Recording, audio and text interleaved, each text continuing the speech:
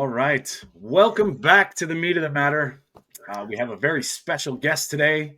We are live on Sundays, but we do these to catch up with some people and just get to know some people in the community and their stories. And Terri from Houston, Texas, is here, and she's come on to share her story. And we're going to get into some interesting things about hormones and the such.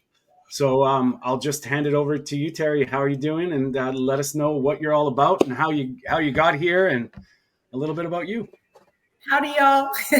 Thanks for having me, Tony and Mark. I really appreciate it.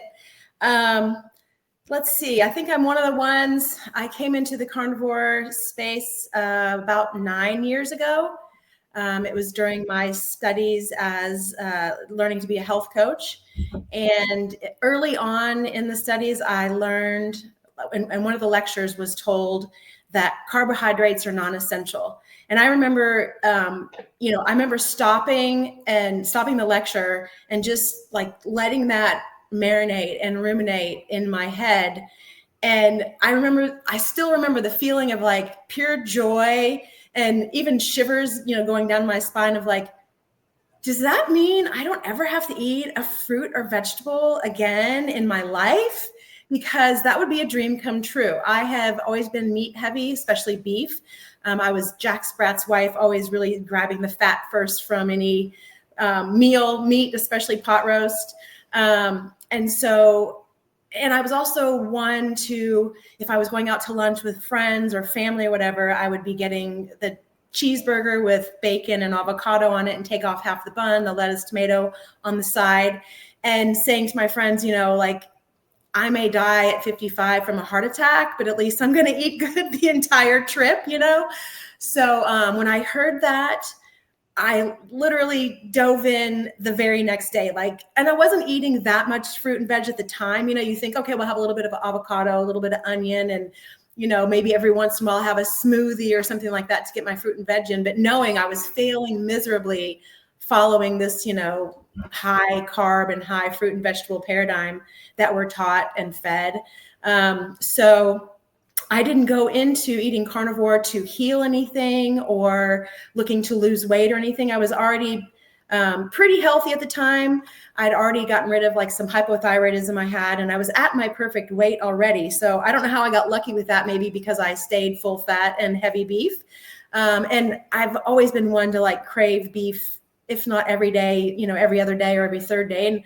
And it's just so compelling, I would give in, So that's been 9 years. And even though I didn't really have anything to heal like that I could tell outwardly, I've had exponential healing inside, my mental well-being, the clarity, the sleeping well, the energy, even interactions with other people, not being anxious, not being depressed. And then, of course, just the pure joy of spreading this carnivore word and letting everybody know that there are answers, there is an alternative, there is another way, and you can feel good. This is not a facade. This is not something I'm lying about or trying to, switch you over to the dark side or the meat side or anything. So it is just beyond amazing to connect with like-minded people, hear similar stories, and then also to forward this on and pay it forward to other people through just helping people on social media and in my coaching business. And I also volunteer in some chronic pain groups and getting them to move to carnivore too, to help them feel their best with the quickest. That's awesome. 9 years. I feel you with that. The gravitation. I think I was there too. I'm pretty sure my whole life, my favorite thing was steak and potatoes when I was a kid. Didn't really feel much like vegetables. They'd, maybe some raw cucumbers. That was about as extensive. My mom thought I was, my child isn't eating. And it's like, now we laugh about it. So I don't know. My healthy side was French fries whenever I would have my burger, because that was my vegetables. Yeah. I guess that's kind of what we've all come to know. And it's interesting that you said about the carbohydrates, because I sort of came into it in a different way, but it's the same thing. It's like, what? I don't have to eat. Yeah. Like, but they're telling us to eat more of these. What's this all about? Yeah. Yeah. I don't know. I was the very, very same. The one thing I could never get my head over was just eating a piece of steak and nothing else. For like the first time I tried carnivore, I was like, is this all I'm eating? I'm just having a piece of steak. Where's my carbohydrates? Where's the color of the rainbow we were always told? I was always brought up that you have to have your plate like full of food. My mother always told me, make sure you fill your plate with lots of food, like lots of good food. And that was the biggest thing for me, the biggest change. I could never get over, okay, I'm just eating a piece of steak here. This is never gonna fill me. Yeah. How big was your first piece of steak? Was it a big one or was it a pretty like a regular? Yeah. The first one I ever had, the first one I ever had was a big, thick ribeye. Oh wow! And I remember looking at it and I was like, I'll eat this, no problem. I'll finish this like in 20 minutes and I'll be still hungry. I was about 3/4 of the way through and I was full. I couldn't believe it. Couldn't believe it. I was like, I'm stuffed. I don't need to eat anymore. Isn't that the weirdest thing too? Like, because we eat to satiety, which is very different than when we eat carbs, plant foods, right? And it's very, very true. Like you can eat until you cannot take another bite. Whereas before eating plant foods and all that kind of, you can always find another bite for a potato or for a French fry or dessert, But can I just add that like 2 weeks later, I had the exact same steak, the same weight, and I had a little bit of mashed potato, and I ate the two of them together, and I was able to eat that steak very, very easily, and I wanted more after. Wow, that's crazy. That was the exact same steak, the same weight, the exact same one. When I was mixing the carbohydrate and the steak together, I actually wanted more when I finished. Wow. That's how I knew. Okay, now I understand. Now I understand why I wanted more. Right. Oh my gosh, that's really interesting. Actually, I don't know if I've tried that. I probably won't now because. Well, I often wonder because it's almost like there's an off switch. It's just stop eating. It's just I try and make huge big roasts and try and usually can do it, but I mean it's interesting how the satiety, how it once you start getting into that nourishment and your body's fully nourished, it's interesting how that all works because 100%. Yeah. I don't know if you guys ever heard of the 10,000 calorie challenge or the 20,000 calorie challenge. Have you ever seen those on YouTube? No. I used to do these way back in the past, like 10 years ago.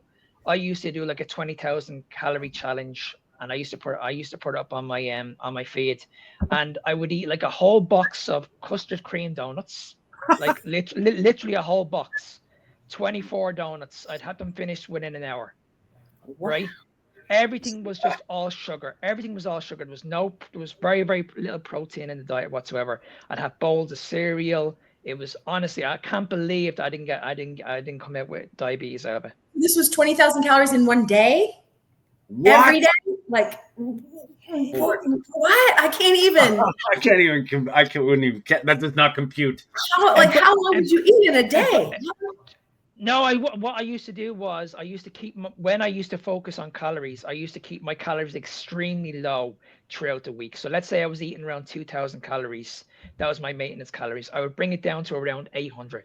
So that means I'm saving 1,200 calories Monday, Tuesday, and then and in my mind I was banking my calories. Wow. So then on the Saturday I could eat a lot more food. So basically I was starving at this point. So you were a calorie banker. Oh my God. A true psychopath. You know what the worst thing is? I was actually recommended this by a top bodybuilding coach. Really? Wow. Yeah. Wow. Top bodybuilding coach told me to do this, and he told me that listen, you can bank your calories and you can get away with eating at the weekend.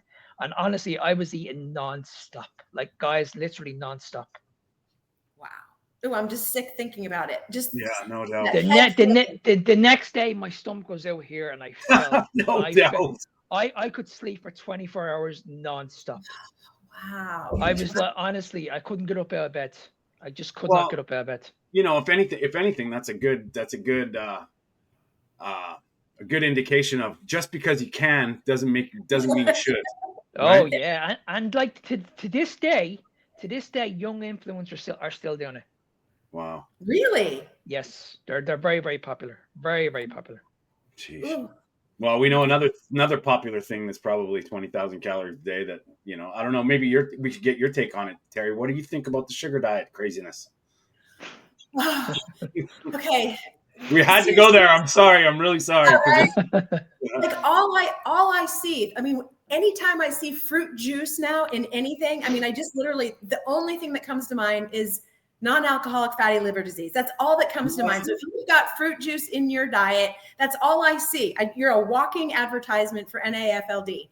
So, and I don't know too much about it. I know that there's been some, comments from people that are trying to push it and say this, that, and the other. And my only takeaway really is that you're not eating protein, you're not hitting protein synthesis. So of course you're going to lose weight. That's just kind of how I feel about it. Yeah. Well, That's all it is. It's like when Mark was talking about the 20,000 calorie thing. Like, there's things we can do. We know calories in, calories out works.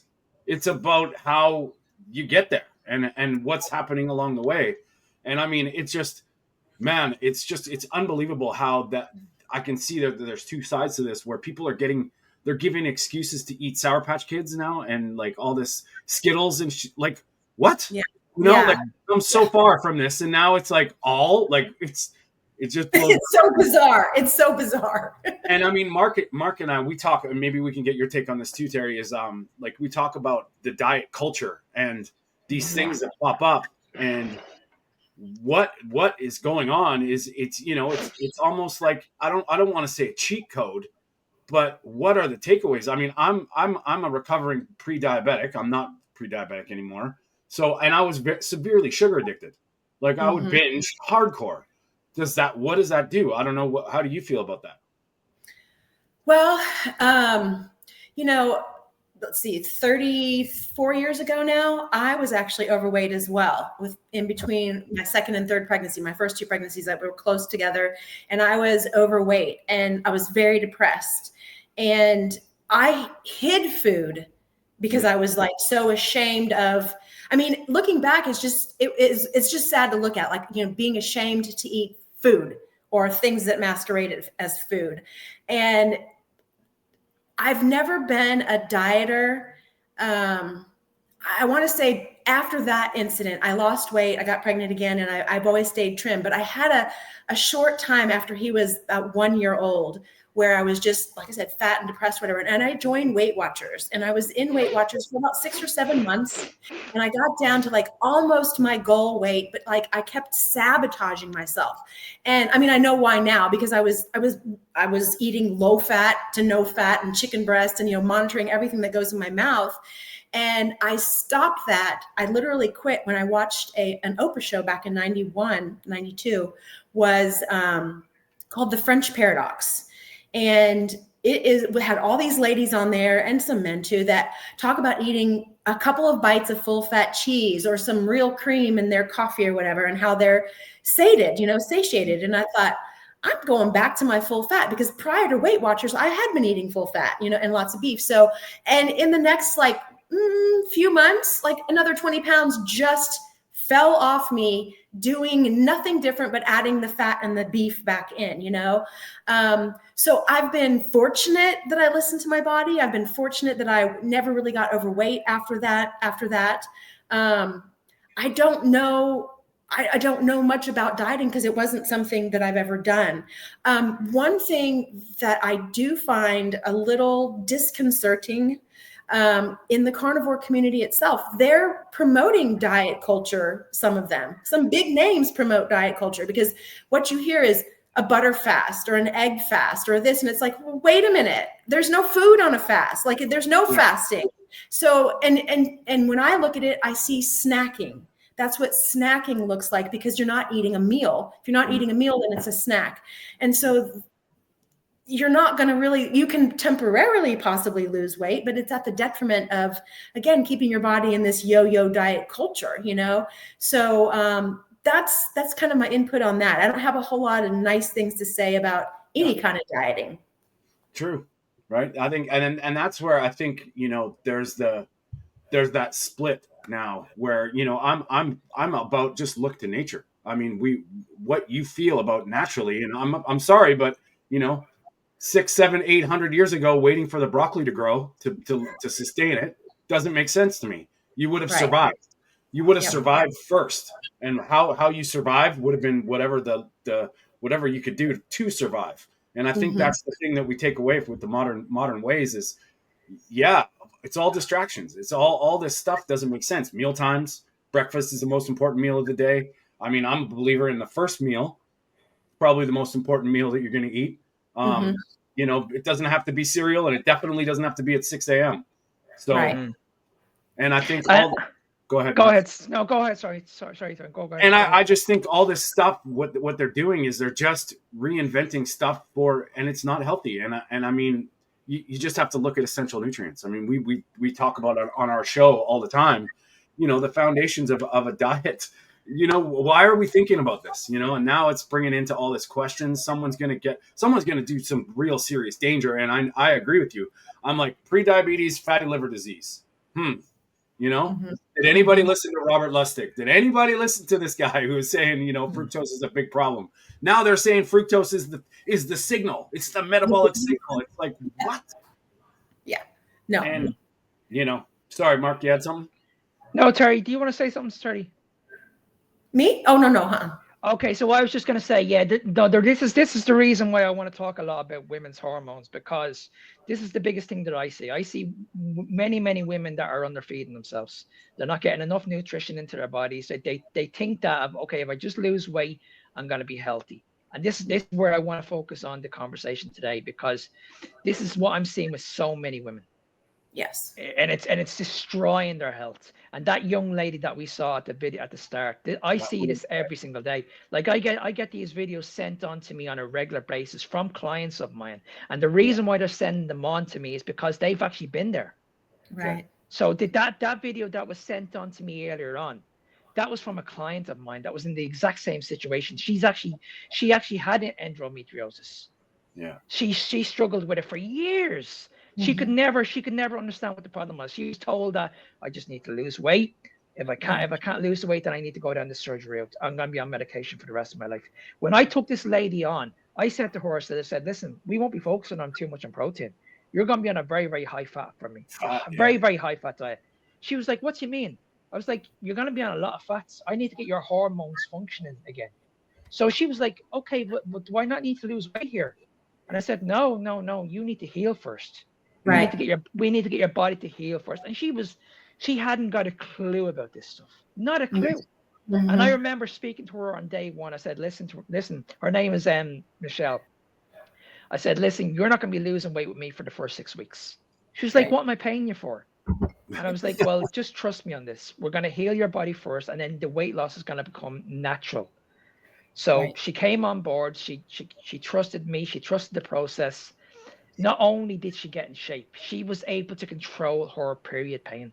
Like this woman was in severe pain with endometriosis. She was unbelievable, excruciating pain. We were able to control this situation within 3 weeks. 3 weeks, guys. Wow. And I told her, I said, listen, the reason why you're struggling with this is because you have too much inflammation in your body. And she kept on telling me that our diet was clean. She was eating the oats. She was eating plenty of vegetables. But all these were doing the damage. Every single one of them. She was having massive. Mark, this happens to Mark sometimes. She's Irish. So what I'm gonna do, Terry, is we'll play that little clip. And Mark knows the clip, so he'll see it. So we'll see. I'm lost for words. I'm completely lost for words, and I've just lost all hope in the healthcare system in Ireland. I've just left an appointment with my gynecologist. At the age of 12 up until the age of 24, I was told this is normal. Women get heavy periods. 2023, I finally got given surgery to diagnose my endometriosis. When I came out of surgery, I was told we couldn't remove everything, and also you have adenomyosis, which is diseased tissue grown inside the walls of the uterus. The last year, my symptoms have drastically gotten out of control. A few months ago, I was in getting a little procedure basically that was to diagnose that there was endometriosis lesions growing on my bowel as well, because I've been having really bad digestion problems. She basically turned around to me and said, look, you only had surgery 2 years ago. Even though we didn't remove everything, and even though it's grown on your bowel now, we're not inclined to give you another surgery because you won't accept the Mirena coil. I was on the pill from the age of 12 up until the age of 21, and it did not help my symptoms. Because of illnesses in my family, it's actually recommended that I don't take hormonal birth control because of my risk of cancer. The response to me was, well, if we were to give you surgery every year or every 2 years, by the time you're 40, like, how many surgeries is that? It's soul destroying, because I live such an active lifestyle and I have an active job and I love being active, and I have a disease that directly stops me from being able to do what I love. And then the healthcare system in Ireland does not want to help me feel better. You have 6 weeks to decide whether you want to get the Mirena coil, and if you decide that you want the Mirena coil, we will consider giving you surgery. But if you decide that you do not want a Mirena coil, surgery will not be an option for you. How is that acceptable standards in our healthcare system? We can't get the surgery we need to remove the pain that is chronically affecting us. A tough one, because, someone I care about very much, I helped her with her endometriosis, and I was like, basically at the time, this was a year and a half, 8 months ago. I was like, listen, I don't know, but I think this will definitely help you, but it's going to be a long process. And just on that story, she told me as well, is we get gaslit. We go into the doctor and they tell you either it's in your head, or you got to just go on the pill, or don't be so dramatic, like literally gaslit. So I think this awareness, and I mean, Mark, saying before, high fat might be the answer to the hormonal thing. And Terri, I just want to get your thoughts on that, and I know you're helping people too. So what do you feel? How do you feel about that? Well, so it's known in the carnivore community. I don't know if it's widely known, but these types of issues are usually autoimmune in nature, and it's very widely known that autoimmune conditions can be fully reversed and put into remission once we move to eating carnivore. And in this chronic pain group that I admin, I can't tell you how many babies have been born, some surprises and some very much wanted. No, I shouldn't say not all, all wanted, but some were surprises that, a little bit older moms or whatever, but definitely we tell people to be careful about that if you don't want, to get pregnant or whatever.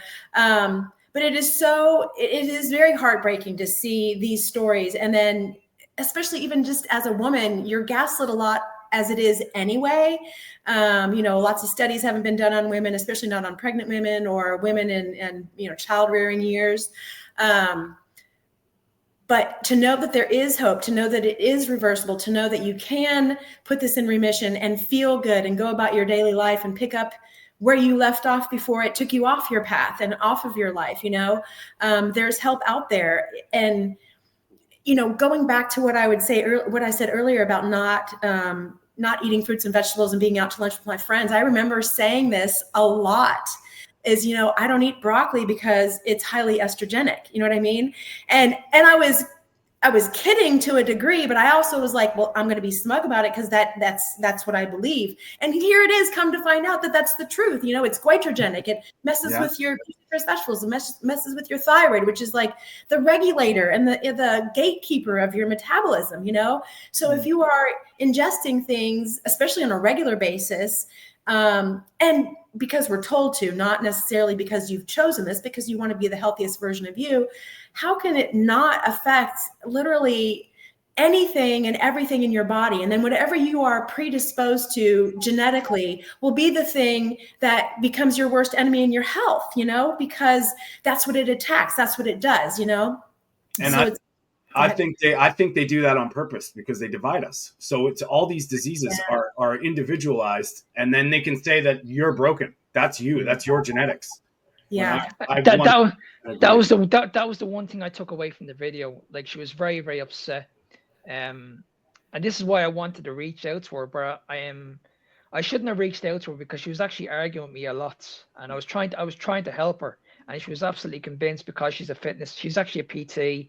She's convinced that she's moving around, that she's living a healthy lifestyle, and I tried to get the information out of her, like, what diet are you following? But I just knew by speaking to her, like, I know what diet she's following, and she was never going to tell me. And it's very upsetting because I don't want to see these people in pain. And like you mentioned, Tony, I don't claim to be a doctor. Yeah. I never once claimed to be a doctor. But what I do have is I have a lot of research and a lot of data from working with women over 4 years. Yeah. And you know my story, Tony. I've worked with over 60 women in that 4 years, and every one of them have got pregnant. Yeah. These people were suffering with PCOS. Yeah. These people would have had issues with fertility. You know, I mean, these people would have been told, like, listen, it's not possible unless you go down and get HRT or stuff like that. Mm-hmm. I was told from so many women, it's not possible. The one thing I want in my life is to have a family. That's all I want. And then when you dig deep into, okay, what are you doing at the moment? Like I mentioned a few minutes ago, they're massively underfeeding themselves. They're not getting enough nourishment. So you want to change that straight away and say, well, listen, guys, okay, it's either one or the other. You want to either lose weight or you want to be healthy to have a family. Right. So I'm focusing on, okay, forget about the weight. We're going to get you healthy, and we're going to end up hopefully in 6 months' time, you'll be able to give me some good news here. Mm-hmm. Mm-hmm. You know what I mean? So that's where I focus a lot on, okay, let's focus on the hormones. Let's get those hormones functioning back the way they should be. And that's the way it should be. Right. And Terri, you're like, I'm sure you deal with this quite a bit too. Is, you know, I come from the side of, like, you know, apologetic guy that's teaching women about hormones. A lot of my clients are older than 60, and they're feeling human and rejuvenated again. And it doesn't take very long, but everybody's got that healing factor. What you need to heal may dictate the severity of what you need to do. And I think I don't know about you, but how do you find with people giving it time? Like helping women giving, like, that's the hardest. Yeah, that's the hardest part. I just made a comment on somebody's post on Instagram earlier saying the biggest lesson you'll get from Carnivore is patience. Yes. Because you can't rush it. I mean, that's, you know, we're wanting to do this quick, fasting, not eating, reducing calories, you know, running 10 miles instead of 6 or whatever. And you can't quick fix any of this. Well, I shouldn't say that. Some people do have a quicker fix than others, but like, if the more sick you are, I think the longer it's going to take, but you might start feeling better quicker just because some of the bigger issues will be resolved, or to a lesser degree in the beginning. But there is no quick fix. You know, there just absolutely isn't. It took a long time to get there. I mean, I know that they say in my studies, like, you start developing Alzheimer's like in your 40s, and you don't start exhibiting the symptoms of that until you're in your mid 60s or in your mid 50s. So a good 20 years prior to actually showing any signs of that. So you're totally unaware that this is happening, you know, and I'm sure it's got to be the same. Your body just gets sicker and sicker. Well, if you look at diabetes, and this is my problem with diabetes, is you have it or you don't, but that doesn't make sense. The process is happening decades before your diagnosis. Right. The disease is happening, but yet you're not diabetic until you are. And then, you know, and that just doesn't make sense to me. And I think the hormonal side is a whole other industry. And I'm sorry, and I really hope no women take offense to this, but you're getting sold down this unnatural, every avenue now. Like, I mean, Mark just talked about it. This IVF, it's out of control. And I didn't realize this. Now that I'm starting to talk to people and bring this into my awareness, it's everywhere. The IVF is almost the go-to now. And it's, you know, that's a lot of money, and that's an industry. Yes. But I learned this. I studied this about 4 years ago from Dr. Kiltz. Dr. Kiltz is an expert, absolute expert in this. Now, I listen to a lot of Dr. Kiltz, and I still do. This guy is an expert when it comes to fibromyalgia, period pain, endometriosis. I don't think anybody on the planet knows anything more about this subject than Dr. Kiltz. Yeah. So when I'm listening to this guy and he's actually coming out with these statements and he's actually improving people's lives, he's the person I'm going to be listening to. And he's clinically it's happening, whether you study it or not. And that's the thing that I like. Show me a study that, you know, like I was just talking about Fleur with hers. She was taking a bottle of Advil because they weren't prescribing her enough painkillers. A cycle for 7 days, a bottle of extra strength Advil. Now she have one, you know, like, and this has been a year in progress, just over a year. And, you know, her period pain, if you will, is down to, like, comparatively to hell. It's, you know, coming out of the ashes, and she's getting her life back, which that is the hardest thing we just talked about too, is, you know, who do we reference? And, you know, you go to the doctors and I don't know how you feel about this as well, as, you know, they just gaslight you into this. You're broken. There's nothing you can do about it except this intervention. Right. Take this drug, take this steroid, take this painkiller. You'll be fine. Right. Which makes you patients for life. And then you also put money in their pocket because they get kickbacks, you know? So it's a win-win for them. Well, you know, I know for me, I started Carnivore 9 years ago at the age of 49 and 50. And I went through menopause, 54, 55, whatever, and like sailed through menopause, just sailed through it. Not one single hot flash, no problems with sleep. I did have, you know, kind of heavy periods, which isn't the greatest. They're bothersome, but it's not like, who wouldn't want to just have a heavy period versus all the other garbage that can accompany menopause. So, you know, I'm happy about that anyway. It was an easy transition. Well, I've treated a lot of, because I do laser acupuncture as well. Okay. People come in for menopause, and it's this is the hardest thing, is I'm like, okay, you're suffering from like all the symptoms, but I'm going to do this treatment now. What's going to happen? I'm going to bring you back into energetic balance. And I believe it's you know, it's effective, but then what happens? And then we start talking about diet, and they don't believe me. I'm like, stop eating the oatmeal. I'm telling you. Yeah. No, it's not that. And it's like, holy cow, I've seen this over and over again. And, you know, hearing you guys as well, it's like, it's a coincidence, but yet it's like, you know, just look at the roots. And it's interesting that you say you cruised into menopause, and it was, you know, and I in my opinion, once again, ladies, apologies. I can never know what you go through. I don't, yes, I am a man, but I believe that should be a natural process. You stop ovulating, and it should be a sacred time. It should be cherished, you know, like you've had that. It shouldn't be struggle, pain. Right. And I think they coined menopause because they had to. Dude, so many women were suffering from it. They had to call it something.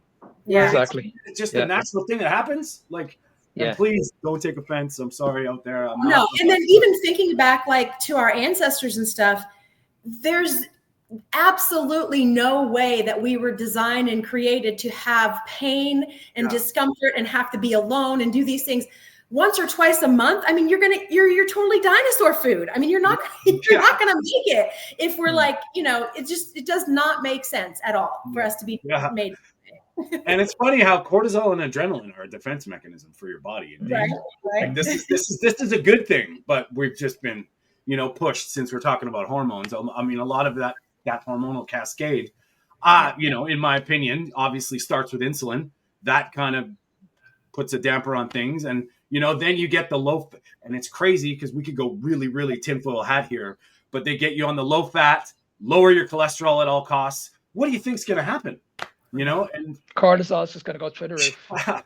It's craziness. It's craziness. Yeah. I'm the same. I say the exact same to women. I said, listen, you need to focus on mainly the three main hormones here for me. You're going to focus mainly on your leptin, your insulin, and your cortisol.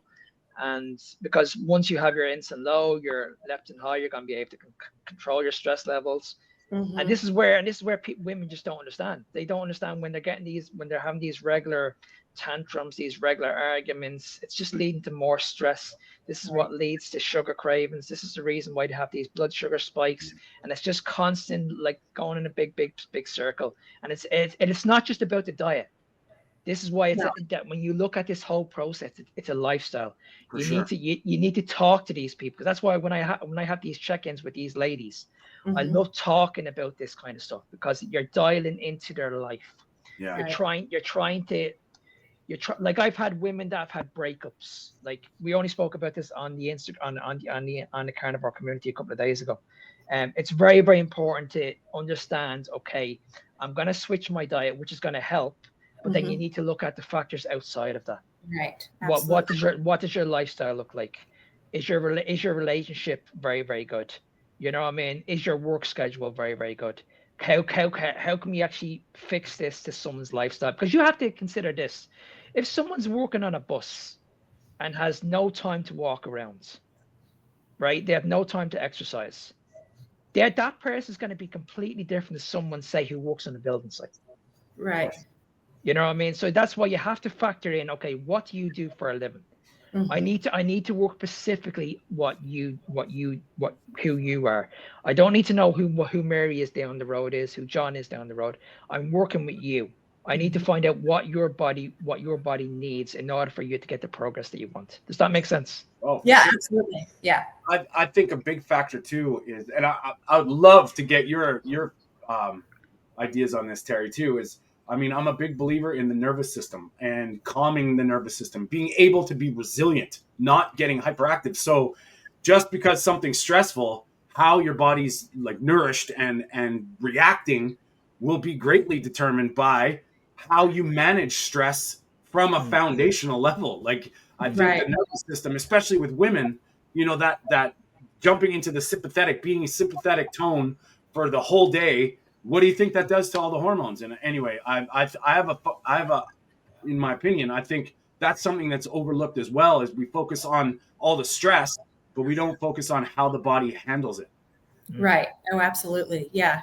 And then you have sleep disruptions, and like you said, just grabbing for quick energy fixes with the wrong types of food, snacking, that sort of thing. And then it just manifests itself in every facet of your life, in every corner. And that's one thing.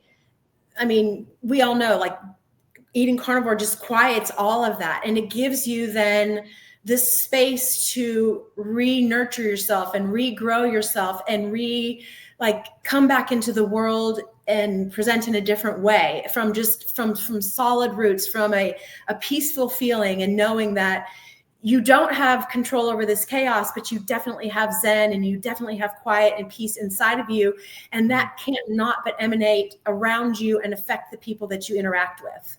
Yeah. I don't know about you guys, but that was the one thing I noticed with Carnivore as well. I'm so relaxed. Yes, absolutely. It's those daggum ketones, man. Yeah, I'm so relaxed. I don't have any Well, tantrums anymore. I don't feel like I'm anxious anymore. I just no. feel very relaxed. I don't let anything get to me anymore. Well, it's funny you say that, Mark, because we just did a talk about metabolic health and mental health, and it's hard to explain, because I mean, I was emotionally erratic my whole life. I was angry. I would be flying off the handle, and now it just doesn't happen. And my ability to just, okay, I don't know what it is, but and it opened me up spiritually. It opened me up into meditation and breath work and different things that I like doing now, which I never had. I could never do that. I could never spend the time to focus. I love reading books. I never read. I read fiction once in a while. Now I can't put books down. Like, I love it. So it's And the interesting. same me, because I used to be hooked onto the TV. Yeah. I used to, like, at nighttime I would switch off my phone and I'd start watching TV from, say, 5 p.m. up until 10 p.m. I hardly do that anymore now. If anything, I'm actually doing more research when I finish work. I'm Yeah. listening to podcasts. Yeah. I'm looking up YouTube videos. I'm listening to people on YouTube. So I'm actually taking more of this in, and I'm actually more relaxed when I do it that way. I hardly watch any TV anymore now. It's funny. It's funny when I found out you could like hear lectures and workshops and all this stuff in the community on social media. I'm the same way as you, Mark.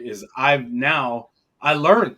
I'm trying to gain information. I'm trying to get insights from different sides, and sometimes I have to listen to some of these plant channels, and just not because I want to scorn them, but because I want to hear their side, and I want to Yeah. I want to kind of get into their psychology of what they're thinking. And then I test it out against mine. I don't know, Terri. What are you? What do you serve? Well, I think, again, this kind of goes back to how I was introduced in the carnivore community. I am more on this chronic pain side in this group. So I've kind of lived a sheltered type of experience. So when I came out a couple of years ago to social media, I was just like, wow, this is really crazy out here. Like, what in the world? Because in the bubble that I was in, I mean, it's chronic pain. So everybody wants to feel good. And so you have the collective of everybody sharing their stories and how all that help and everything. So everybody acquiesces and they may not be completely happy with it, but you give them a few weeks and they have this under their belt and they're really happy with it. But then going out into the social media, I'm like, this is a dog eat dog world out here. And I mean, I still sometimes have a hard time with it because I don't understand why the haters have to come on and hate on your posts. Like, go to your posts and give yourself the love and let us just be, So it's still a little bit of a culture shock for me. And I've been on social media for 2 or 3 years now, so I should be over it, but I'm not. There's something every day that just shocks me, plain and simple. And it's amazing because, like, I've never had an argument with a vegan. They've always had an argument with me. Yeah. I mean, I never say anything cruel to these people at all. Not but once. when they see that I'm an animal eater, that's when they throw it. That's when they throw everything at me. Everything. And it's quite funny how the irony runs deep when you just have to look at your modern day farming practices. Just have a look at what happens. How do you get that crop ready? How do you harvest that crop? Just have a look. Are animals the problem or am I? Because it's unbelievable. And that is, I don't care what anybody eats. If they want to eat whatever, they do it. And the thing is, they're saying that we're harming the animals, but they're not going on about how eating plants are going to harm humans. Right. And that they're eating sentient beings just like we are. I mean, their plants are alive, right? They communicate. Yeah. Have you guys read the book by Larry Keith, The Vegan Myth or The Vegetarian? I have, yeah, I read it. Yeah. That's that one and The Big Fat Surprise by Nina Teicholz. Those are like my two. Like, you read those, and when you read those, you can come back and you can argue with me all you want, and I'm pretty sure you're not going to come back to me because those two refute any of your arguments whatsoever. Yeah. Well, it comes back to that thing we were talking about before about plants being alive. Like, well, what is life? Where are we going with this? Are we going like, Big Bang? What are we doing here? Because life, if life is life and all lives are sentient and all things are conscious, well, that lettuce is screaming at you, pal. Sorry, but yeah, exactly. It just doesn't have legs to run away. That's the only difference between what we eat and what you guys eat with plants. Yeah.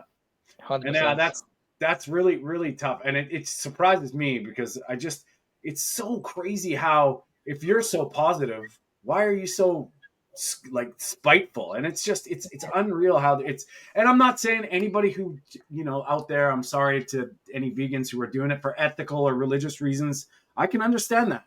But, you can't, nutrition is nutrition. That's what I'm a big believer in saying. And it's, even the ethical and religious reasons don't really sit right with me at this stage of the game either. Because I'm sorry, again, like religiously, they weren't eating plants back then. They would not have survived. You know what I mean? And then ethically, again, read The Vegetarian Myth and then come back to me about your ethical decision to not eat animals. Yeah. Well, I mean, and that's the thing. I don't agree with it, but that's my right to disagree. And I feel the same way. I mean, I think, why are we alive? Well, if we want to go there, right? Like, to nourish our bodies would probably be the most important thing, And unfortunately, the circle of life, they sing about it. Elton John sang about it, but no one listens to it, right? Those antelopes are pretty safe in the savannah when the lions are fed. They know they're okay, right? They know when they're hungry. It is what it is, right? Yeah. And I love it when they say, "Well, people aren't lions." Like, holy cow, you're missing the point. But it's such an unbelievable. It's just an unbelievable argument, isn't it? Yeah. So on social media, Terri? Do you get any pushback? Do you get any negativity? You know what? My social media is more like, so I'm a recipe creator. And so I kind of mostly debut my recipes and share my foods and then share jokes. I'm kind of funny, you know, carnivore jokes, carnivore humor, or whatever. Not a whole lot of vegan hate on my page really, because I'm not interested in that, you know? And so I don't really get too many haters. Like I just had a reel that I did and it went pretty good on YouTube. And I had 7 comments.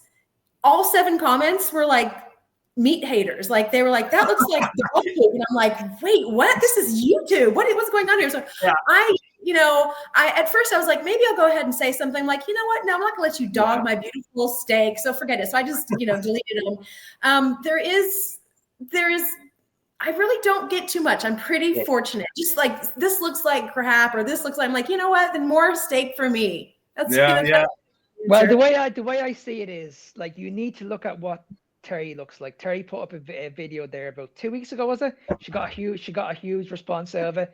She looks incredible. Thanks, I think if she wants to mention her age, she can. I won't mention her. But I'm 59. God, she looks incredible, guys. No, 59, grandmother. Oh, what? No way. Unbelievable. So I don't believe you. Nobody can tell me that meat doesn't work for Terri. No. Yeah. I did a reel and I was in a bacon and eggs bikini and I kind of did a little pirouette. I noticed your t-shirt. I love the heart steak. It makes sense, right? Like that's. Yes. I love to represent the funny, I mean, any sort of funny t-shirt I get made. Are you gonna be having your date with Pierre later on, Terri? Yeah. Tell Tony the story. So this kind of goes back to what you were saying earlier. We were talking about like satiety and that sort of thing. And so when I first started eating carnivore, I've always been a beef eater. So I didn't really eat a lot of meats because they just weren't, beef was my thing. And I started off with ribeyes. I was doing a ribeye every day. I can't remember what else, but I remember it like a ribeye. And then all of a sudden, one day, I don't know how it happened, but I started having a tenderloin. And I actually had it in a bowl, and then I had mushrooms in the bowl, and then a bunch of Gruyere cheese on top, like gobs of cheese. The meat piece at that time was smaller. Now it's the reverse. I have less cheese and more meat. But I would wake up in the morning, and I would just immediately be like salivating, thinking, I can't wait to have that tenderloin steak. And then I would be finishing the last bites, and I'd be like, oh gosh, I'm so full. And I remember thinking later on in the day, I'm like, I wonder if I'm going to want this steak again tomorrow. And I'd wake up the next day, I'm like, oh, I can't wait to eat this steak. For almost 3 to 4 years, I can't remember, somewhere in between 3 and 4 years, I ate that steak every single day. And then for some reason, I got off of it or whatever. And then I got back on it, and I ate it every day for like 18 months. And it was during that next 18-month stint that I decided to name that meal. I'm a single lady, so I thought it would be kind of funny to have a hot date with Pierre because he never complains. He always fulfills. He's nutrient dense, so Pierre. He never fails. Nope, never fails. He's always hot and ready. So people that follow me know about Pierre now, which is funny. That's so good. Oh man. Well, I don't have a Pierre myself, but I probably have a few, Or maybe name your favorite. Tony has a Mary. Well, I tell you, man, yeah, she looks an awful lot like steak and eggs every day. That's something fancy. But it's funny that you say that. So this is how deep this goes. Like people. Hey, for all the carnivore curious that are going to be listening to this, like, how is it eating the same thing every single day? Yeah. But you know what, though? People that don't eat carnivore do that all the time. Yeah. I mean, do you have a Coke every day? Do you have a Snickers bar every day? Yeah. When I was my favorite breakfast for years and years was peanut butter toast and chocolate milk. And like a day didn't start until I had the peanut butter toast. So and it's very weird. Like, no, every day. Yes. I salivate every day for whatever food is going to be in front of me. I also, like I said earlier, these are my favorite foods of all time. I mean, they've always been my favorite food. So what's not to love about being able to eat your favorite foods at every single meal and then also gain your best health? It's the gift that just keeps on giving. 100%. It's so complicated, right? It's so complicated. It's so hard to fathom. right? And I it's know. funny. I was like that with Life cereal. Like, I mean, I loved Life cereal. I ate Life every morning. I couldn't wait to wake up and eat Life cereal. And now I can't even imagine taking a bite of it. Yeah. The thought, you just like, oof, I couldn't even do that. And I do, like, everybody that sort of knows me, and that they're on that. I don't know how you guys feel about this, but they're on that. I could never do that. Yeah. And it's like, you don't understand what happens. Right. And it's like, you'll find your meat, you'll find your go-to, and it will just draw you in. And it's wild. Like, when I'm done eating, I'm done. I don't want to eat another bite. But I'll tell you what, in a few hours, this little thing goes, ooh, can't wait to have that again. And then the next day, it's like, oh yeah, it's time. How big Do you know what it is for me? And my missus is always telling me that I'm weird. Is when I have all the extra fat at the end, because I always eat my food out of the pan, and I always have this extra fat at the end of my pan, and I'm be scooping it out and just eating it. And she's looking at me and saying, "Are you enjoying that?" I said, "I love it. It's like yes, yeah, got all the fun. Yeah, it's the flavor, man. That's it's the best part because like the beef is actually soaked into it. It just tastes. Oh my god, it tastes amazing. And honestly, that's the best part of the evening meal for me is like what's left over in the pan. Well, you know, when I make bacon, I make it in my air fryer now because it's just so mess free or whatever. But so I strain out the bacon grease, and I've got like so much bacon grease, but there's always some little bits of the bacon left in there, and I do the same thing. I'm like, okay. So I got a question for all the carnivores out there. We'll start with you guys. Do you lick your plate, Mark? I hope you don't lick the pan. I don't know. I do actually. I do. Terri, don't tell anybody. I don't always lick the plate, but if there's cheese or egg yolks on there, then I'm licking the plate. Yeah. Scraping it or whatever. But yes. Tony, I leave nothing behind. Yeah, that's it, man. Nothing behind. Well, that's the only reason. That's the reason I shave, right? Because when I lick the plate, it gets a little messy. So I gotta shave it off. Oh, that's hilarious. Like my cast iron pan, like I have tested this, how long the fat in there can just go, and it's unreal because like if there's fat left over, it doesn't last very long. Like a couple of eggs later, it's gone. But I mean, I don't have to wash it, I don't rinse it. I just it's all good. Like it's unreal. My cast iron pan is my life. Yeah. Like I think about the barbecue, and I'm like, it's wasting all the fat, man. No. Right. All that waste of fat, like that's the worst part.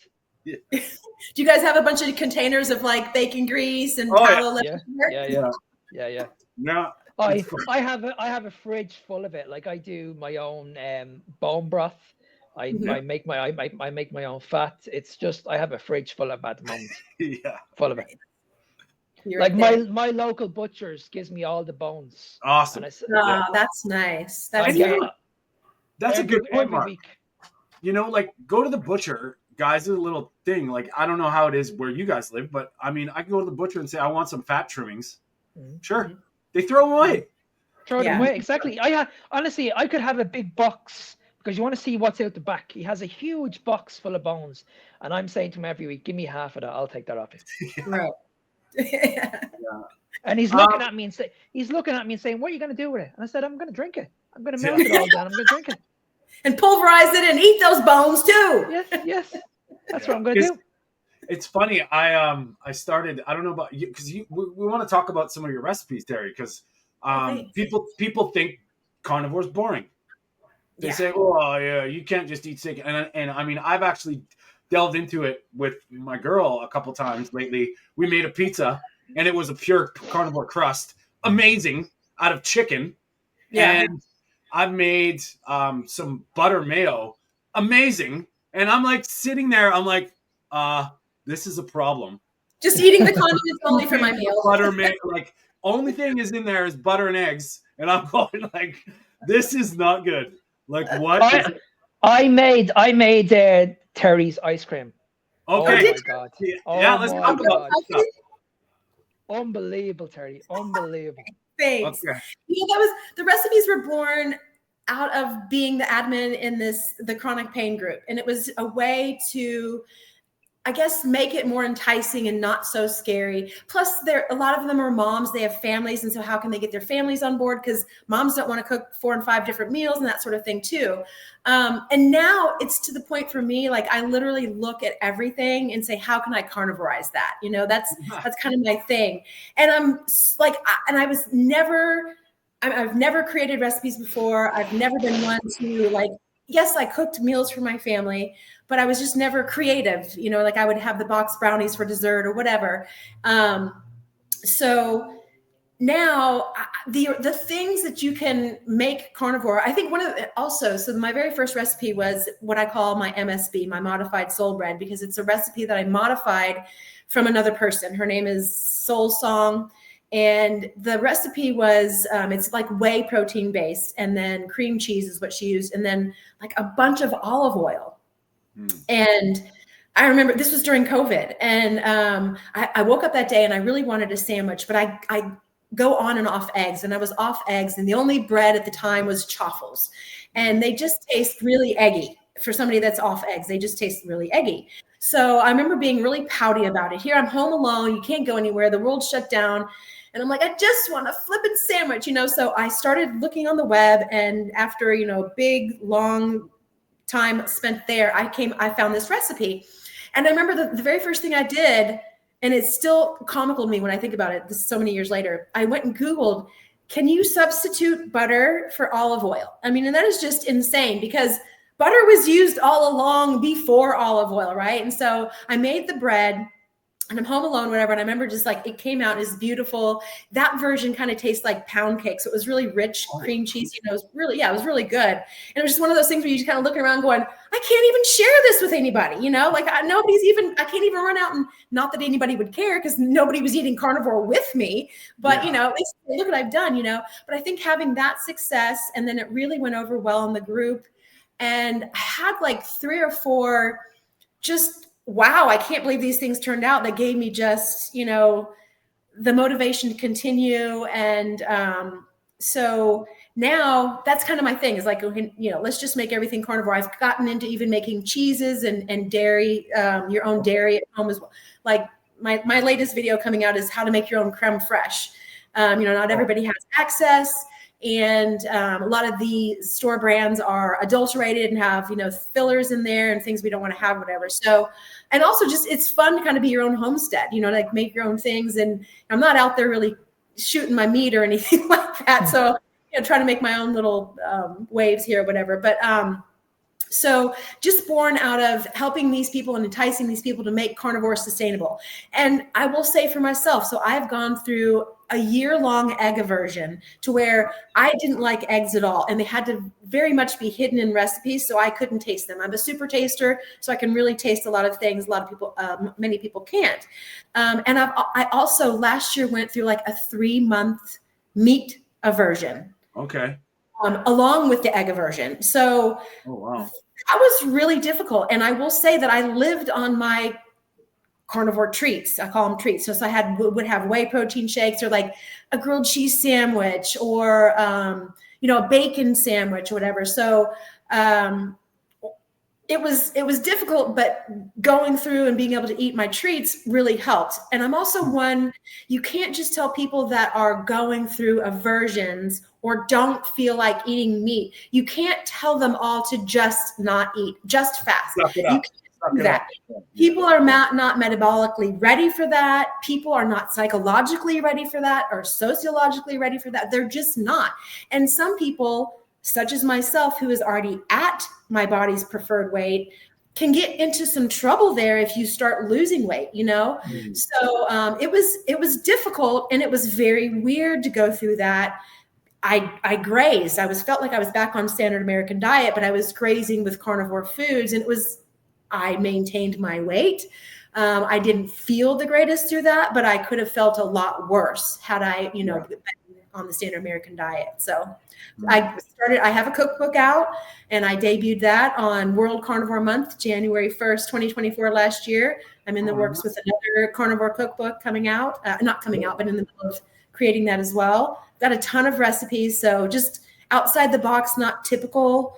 One of the things that we have to be really careful about when in this chronic pain group, the protocol that we follow in there is very concentrated on meeting certain macros as well as balancing potassium and sodium.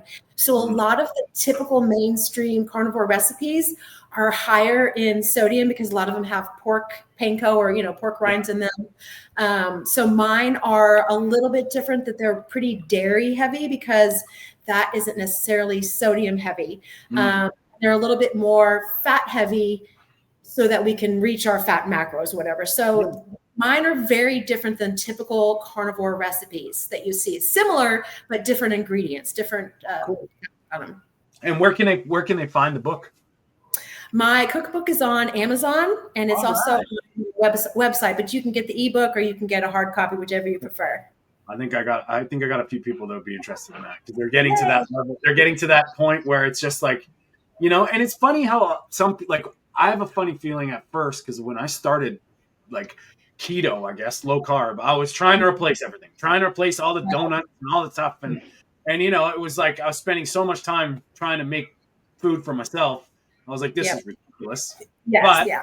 You had to do what you had to do. At the time, I had no idea of what really I was doing. But now I see so many people are just, if they come into that trying to replace it, it could be problematic. But if there's just sometimes that mental release of having a different thing is right. a good thing, and I think it's interesting to talk about meat aversion because I don't think a lot of people get scared of that. And I think they I'm going to be a carnivore. I'm just going to hate it. I'm just going to hate meat. It's just going to happen.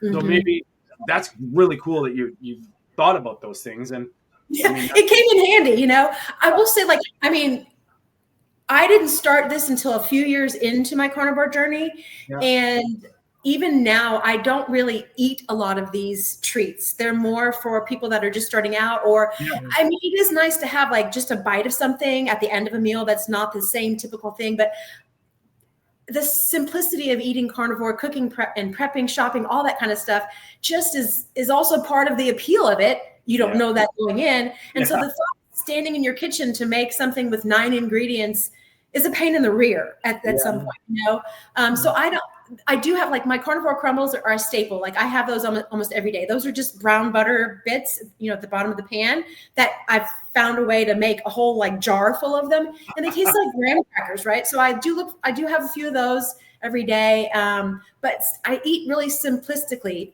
even though I have these crazy recipes. But and even if you never make the recipes, knowing that you can have a carnivore donut or a carnivore cake or carnivore ice cream, whatever, if you so choose, that can also take the pressure off of, do I have to eat meat every day? And then in hindsight, maybe that's what my past self did, was create these recipes so that I could live for those 3 months without having to move back to, standard American diet or shoving meat in and gagging and making things worse, Yeah, exactly. Because most people want to have a diet that's going to be sustainable. And if they're coming on at the very, very beginning and they're just looking at us and saying, okay, they're just eating steak, they're just having eggs, I can't do that for the rest of my life. Right. But now we know from yourself, Terri, and with Courtney as well, that there's many, many people out there that are making up these recipes. And as I've said, I've actually cooked a few of your recipes and I've tried a few of your recipes, and they're absolutely insane. I will be. Yeah. So let's talk about this ice cream thing. I'm kind of curious about this ice cream thing. That's my guilty pleasure from time to time. Now that I'm kind of, a little bit more, we'll say metabolically healthy. I do, I've got I do have an ice cream machine and I've made carnivore ice cream, but I'm always curious to see how other people do it and stuff. It's just, that one is a good one, actually. I haven't had it in a while, but it's just brown butter and heavy cream and coffee, decaf, freeze-dried coffee. And it's really good. Oh man, I think I've got somebody in the back room over here right now, just ears perking up. Coffee, carnivore, ice cream. What? Yeah, that sounds. Well, I've made one of my things too. So out of that MSB, the modified soul bread thing, there's like all different iterations with cream cheese, ricotta cheese, farmer cheese, mascarpone cheese. You can use milk protein powder versus whey protein powder, and you can just get a different texture and consistency altogether. But I made a reel. It's been a long time. Like I don't even look like this anymore, but maybe I should repost it of me. For my meal, I made a carnivore coffee, a brown butter ice cream waffle bowl. And so everything in it, no sweeteners, no nothing. And I'm sitting there just shoving this whole waffle bowl in my face, and I'm like going, this is so good. This is carnivore, Terri, can we actually add that video onto this when Tony uploads it? Yeah, I can send it, I'm sure. Send me some links. Yeah, we'll figure that out. We'll send some links. That'll be amazing because people will be look, okay, where do I find this video? Yeah. That's a good idea. Send it to. We'll figure it out after, but that would be cool because I can. Okay. I'm sure a lot of people would love to see that, and I mean, and I've got a lot of people asking. I think these cookbooks, and that's cool that you're coming from that perspective, and especially thinking about the sodium, because not a lot of people would even go think about that at all. They don't, so the chronic pain group is for migraineurs, and so we're neurotransmitter. We have more neurotransmitters. Our brain is anatomically different. We go through more electrolyte than the non-migraineur. So we're very focused on that. And so while it's great, you see all these pork rind breads and all this kind of stuff, or the cottage cheese things. And what I see is that's salt heavy. And, you can't even really put salt on your food then, because you're going to be out of this electrolyte balance, so, so it's just a very different perspective, like I said. So coming out, I'm like, wow, this is just, it's nice to see, but it's not anything I can really participate in since, I stick to this protocol or whatever. That's usually what I do. Like my YouTube channel is dedicated to my carnivore treats. And my Instagram, I'm much more active there with just showing how I incorporate my recipes in my daily eating or in my weekly eating or whatever. That's because that's a big thing. I'm sure we could probably go another hour about electrolytes, but people don't realize that the potassium sodium balance is key. Right. And I mean, just because we all hear about it all the time, just don't be afraid of salt. Don't be afraid of salt. Just salt. And it's like, that's kind of true, but there is obviously some nuance to that. And that's really cool that you're sort of. And I get all the time too, like people don't understand that eating carnivore is a high potassium way of eating. I mean, animal foods in their natural state are very high in potassium. So, and our bodies, we don't make sodium. We have to get it exogenously, right? Or we've got the Ross system, the kidneys that are controlling that. And you don't want to have your kidneys work too hard. Recycling sodium, so exactly, yeah, and that's the reason why I gave it up. I used to salt my meals a lot, but now I don't have any salt on my meals. I gave it up about 6 months ago. Yeah. Oh, wow. I've played around with it quite a bit. I mean, when I first started, I was really worried about the potassium, so I was supplementing potassium. And if I was having a very active day, I would take 1,000 milligrams. If I wasn't, I would take 500. Now I don't even. Once in a while, if I know I haven't really had. Depending on it's weird how it just kind of changes into intuition. And now I just kind of know, and I can feel pre-cramps and headaches. Like it's not like I have a headache. I can just feel the difference. Oh, I need salt. And it's really wild. The one thing I noticed when I was eating too much salt was my blood pressure. My blood pressure was going up. I wasn't sleeping. I was getting this constant pounding before I went to bed. I could actually feel my heart rate pumping really, really fast. And I wasn't taking in that much. I was probably taking in about 3 or 4 grinds per meal, and I was only having 2 meals a day, so I wasn't taking in that much at all. But it was enough for me. It was enough for me to elevate my blood pressure too high. Yeah. Wow. And that's really cool that your recipes are addressing that kind of stuff, because I mean, it can be cool. I mean, I've had people that I've been helping, clients. It's tricky. Like everybody's different, so they hear one thing. And then they go on, they'll hear somebody, oh, you got to do this. And it's like, whoa. Everybody's different. Right. I drink 2 liters of water every day. It's like, okay. Why? Why are you doing this? Like, because someone told you, or are you thirsty? Like, where are you, so I think a lot of times that salt gets put into that category with me. I mean, I don't know, Mark, if you saw my little salt bag that I bought a big bag of Redmonds. I have given it to my mom, my friends. Everybody's got a jar of Redmond salt. And I found this giant. Oh my God. And I was like, are you kidding me? I'm spending my money on salt Take that money. now I just like got as much salt as I bought in 4 years in one bag for $40, and it was like unbelievable. Salt was the enemy. So like, I'm an 80s, grew up in the 80s, whatever. When I started cooking and all that kind of stuff, whatever, and you just didn't add salt. And I swear, I probably bought 1 box of Morton salt, my entire time up until eating carnivore. Now I'm like, can I get 4 boxes? Every got 4 boxes of salt. It's funny, and now I have different salts for different occasions. Like I've got Celtic salt, Himalayan. I've got a bunch of different, and it's interesting. Sometimes I like the crunch. Sometimes I like, but I'm like you, Mark. I don't salt I now cook without salt, and then I salt after if I feel a craving. But sometimes I just don't even bother. But it's weird. I can just notice it's the salt tastes on the meats. Yeah, like I don't know whether it's just me, but since I've given her up, I can really taste the salt. Mm-hmm. On the meats. I don't know about you, Terry. I was a seasoner. Like I would season, and now I cook first and season after. So spices are something that I still do include in my eating, but they have significantly reduced. Like I remember the very first time I made a deli style roast beef, something I'd never done in my life. And I was like, I love roast beef, but I didn't want to eat the garbage from the stores. And it's so easy. And it's just this miraculous thing to make your own deli style roast beef. And so you dry brine it, you put some seasoning on, you dry brine it. And in the middle of putting the seasonings, one of the seasonings was, 2 of them was rosemary and black pepper. And I remember like my face felt assaulted and and my nose was on fire. And since then I've now omitted those 2 spices anytime I make anything, as a matter of fact. But and any spices that I'm using are getting reduced. Like I used to be pepper and salt on my eggs, whatever, no more pepper on that at all. And I used to even still really kind of crave fresh onions or fresh garlic. And I moved to, granulated both. And I rarely ever use those, just ever. I mean, the taste of the foods is so rich and so yummy. And you don't really it seems like you're dulling the taste of the meat when you add the spices. It's totally the opposite of the way that you used to think. Like I'm going to enhance the flavor of this meat, which it was before, but now you're detracting from the flavor of the meat with the spices, I feel. Yeah. That's a good way to look at it. I mean, I'm a now once in a while when I think I want it. Like if I want some herbs, I'll flavor the butter and then throw the herbs away.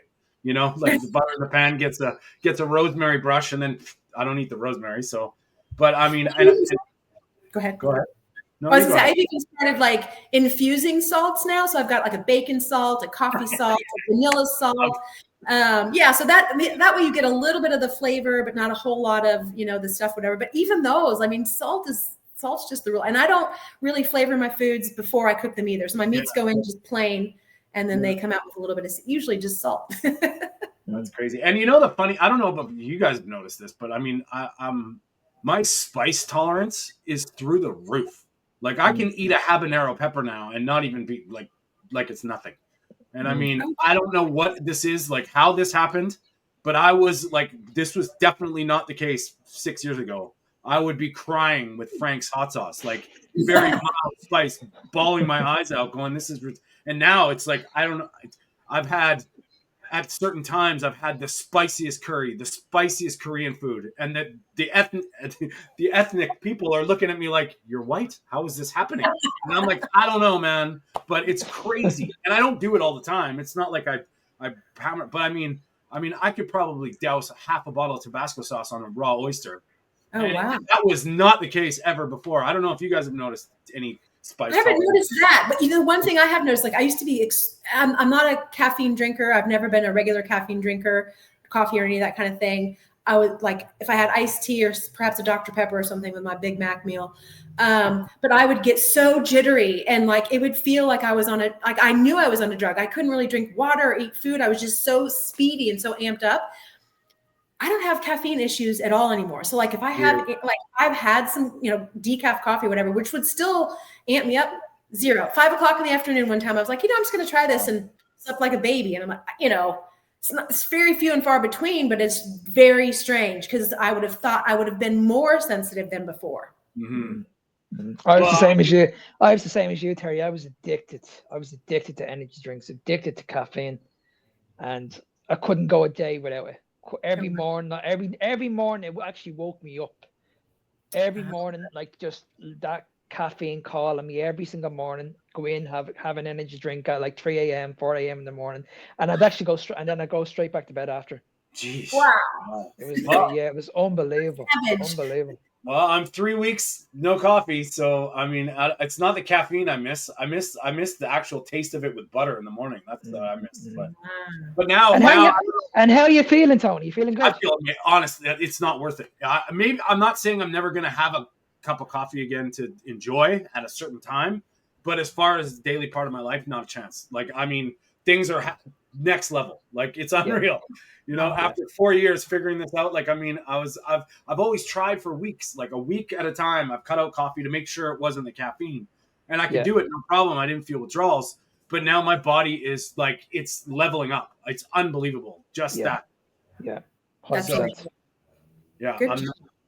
I'm pretty surprised actually. And now we have these, we call them butter bombs in the morning, and it's like, it's kind of funny, man. It's just water and butter. And it's got a little dash of cream for a little texture, and then I put glycine in it. If I'm not drinking bone broth, I put glycine in. It's like, it's got a little sweetness. It's kind of interesting, but yeah, it's just a morning drink. It's an adaptation, but yeah. Mm-hmm. And so, do you drink coffee once in a while, Terri, or are you just like completely? Not really. So I have this. I used to drink it daily when I first started Carnivore. I called it my juice just to kind of freak my mom out or whatever. But it'd be like 30 grams of decaf with a cup of cream and a half a cup of milk. So that's not really coffee, but it was my coffee. Yeah. Well, I found it. That's kind of where I'm at. I miss the smell, and I miss the texture of the butter in because I just do a blended butter latte. Yeah. And it's like, oh man, that's so we renegotiated, and now it's if it was the best just do the coffee, I'll just do the cream and butter. I mean, just have to forget the water, even just do the cream and butter and the glycine. Right. Yeah. And it doesn't happen every morning, but you know, it's nice. It's kind of a different thing. And it's like, well, I mean, next thing you know, I'll be drinking hollandaise. So that's right. It's kind of funny. All these French sauces, you know, speaking of cookbooks, like all these French, you know, the high fat confit duck, like those are all the healthiest stuff on earth to eat. It's wild. It is wild, isn't it? It is. Well, you know what, guys? Terri, we're pushing about a little over an hour, and we really appreciate you coming on. And I'd love to come do a part 2 because I'd love to come and hang out with you. I'm going to get your cookbook. I'm going to make sure that every single person I know hears about it. And because I'm excited to try some stuff. I'm very curious. And thanks for saying something, Mark. No, that's good. And anyway, before we go, how do people get a hold of you? Where can they find you? And obviously, if you want to send me those videos, and we'll put it on the description and get everything sort of sorted out for that. Okay, awesome. Thanks. Yeah, I'm on all the social medias, the big ones, and I'm Carni-Terri on all of them except for Facebook. I'm Terri Haas, my regular plain old name. Awesome. And the cookbook is featured on, what's it actually called, and what's it featured on? Sorry about that. It's called Terri's Carnivore Treats Cookbook, and it's on Amazon for ebook or hard copy. And you can also get it from my website, terrystestkitchen.com. Whoa, nice. Right. Yeah. On. Everybody sign up to Terri's stuff, buy her books. I'm going to try it, and we'll be pushing it for sure. Terri, thank you so much for coming on and talking to us today. We really appreciate it, and it's great to talk to a fellow carnivore, and you know, it was really cool to hear about your journey. And we would love to have you back on anytime. Come and hang out with us, and if you guys want to just hang out for 2 seconds, I'll just end this. Mark, any last words, buddy? No, just thanks for coming on, Terri. It's been a pleasure speaking to you again, and I'll be speaking to you very, very soon in the community very soon. Thanks, Mark and Tony. I appreciate the time and everything, and I look forward to the second one. All right.